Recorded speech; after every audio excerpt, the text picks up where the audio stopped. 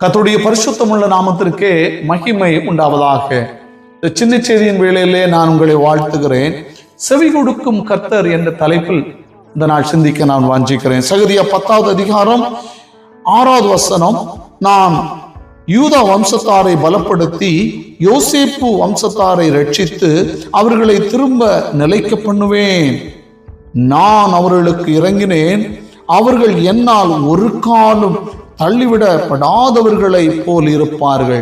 நான் அவர்களுடைய தேவனாகிய கர்த்தர், நான் அவர்களுக்கு செவி கொடுப்பேன். அன்புக்குரிய தேவனுடைய பிள்ளைகளே, கர்த்தருடைய விருப்பத்தை நிறைவேற்றின யோசேப்பு வம்சத்தாரை அவர் ரட்சித்தது போல நாமும் அவருடைய விருப்பங்களை நிறைவேற்றுகின்ற பிள்ளைகளாக காணப்படுவோம் என்றால் தேவவேத வசனத்தில் சொல்லப்பட்டதான அத்தனை சம்பவங்களையும் ஆண்டவர் உங்களுடைய வாழ்க்கையில் அவர் நிறைவேற்றுவாராக.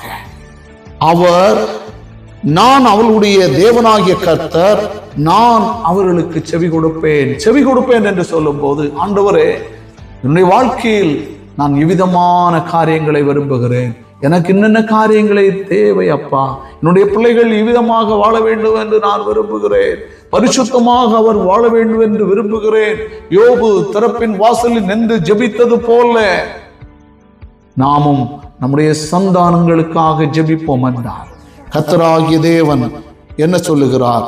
நான் உங்களுக்கு செவி கொடுப்பேன். அவர் நமக்கு எப்போதும் செவி கொடுக்கின்ற தேவாதி தேவனாக இருந்து நம்மை அவர் வழி நடத்துவாராக. ஆமென்.